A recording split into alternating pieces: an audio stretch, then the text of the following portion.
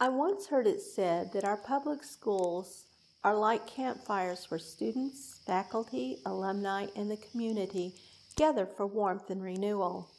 Today, more than ever, I invite you to gather around the Kentucky School for the Blind campfire as we celebrate Founders Day and 178 years of educational services to students who are blind and visually impaired.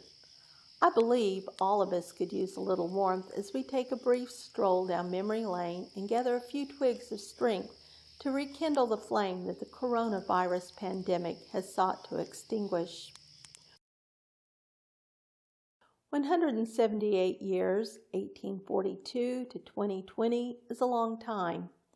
Throughout these years, KSB and its students have experienced many accomplishments, garnered many accolades, and yes, they have weathered a few storms along the way.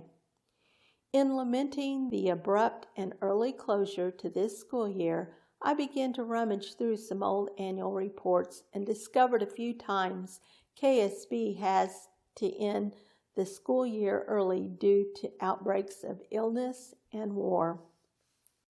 A mumps epidemic leads to the early end of the 1921 school year, and all of the usual spring programs were canceled. I believe current KSB students and staff can relate to that. However, there are a few differences. Those students did not have the internet to stay connected with their teachers and friends. Non-traditional instruction, or NTI, was not an option. Like our students today, they look forward to their spring activities, especially the musical productions that they worked very hard to present and were well attended. Back in their day, the girls made their costumes and the boys played the music. No doubt, this was to be the highlight of their year, and now their eager anticipation and curtain call had been hijacked by a mumps virus. An article in the Courier-Journal dated May 10, 2017, gives us a glimpse of what KSB springtime performances were like during that era. It reads, "Girls of the Kentucky School for the Blind staged their annual outdoor entertainment consisting of folk and flower dances on the east lawn of the school grounds on Frankfort Avenue yesterday afternoon before an appreciative audience of 500 persons. Interest in the attractive costumes worn by the girls was increased because of the fact that each of the dancers had made their own clothing.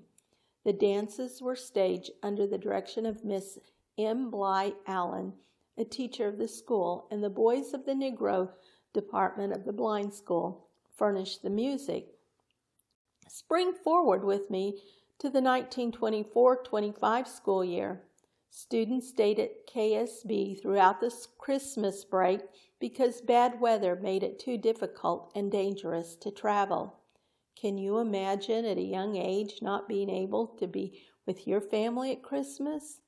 KSB steps up and provides gifts and entertainment for them.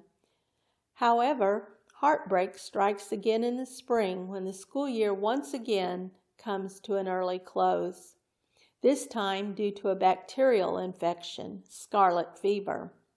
And no, the students weren't excused from taking their exams. They were simply delayed until October of 1925. On the bright side, one KSB student transferred to Atherton High School in Louisville, where she ranked number 1 in her class.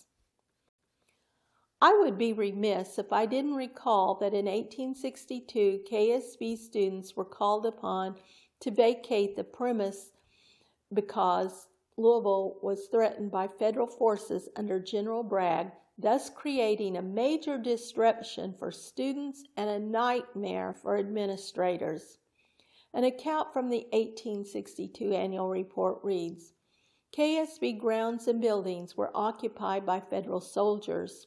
Scarcely had they been restored when the school year commenced, and Dr. J.F. Head, the medical director at Louisville, formed the cruel design of driving the blind children from their home and converting it into a military hospital. It was with difficulty we could obtain for him permission for the blind children to remain in the house 24 hours until another house could be found to accommodate them. Fortunately, we soon found a house, the Alexander House in Cherokee Park, which we leased sufficient to accommodate about 20 of the children. The trustees struggled with Head and Goldsmith for months, finally getting the War Department to order them to vacate the school, but it takes until the summer of 1863 before all the hospital stores and furniture are finally restored. Why is KSB history so important, and what lesson does it have for us today as we take our journey through the COVID-19 pandemic? It proves that KSB students and staff through the years have persevered and didn't surrender to their afflictions. It shows us that recovery is a process and is accompanied by loss and disappointment. Today, our KSB family is disappointed by all the end-of-school activities that our students have lost out on, such as the prom, the annual athletic banquet, short course weekend, spring concerts, awards day, and traditional middle school and high school graduation ceremonies.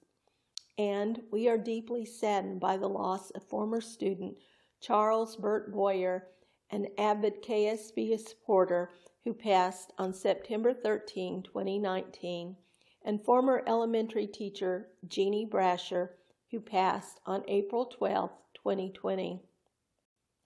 Much can be said about Burt's fruitful career in the field of visual impairment, but for those of us who knew Burt, he will always remain in our hearts as a good old friendly country boy who loved everyone, loved his roots of southeastern Kentucky, and loved his time spent at KSB as a student in the 1950s and as a lifetime supporter.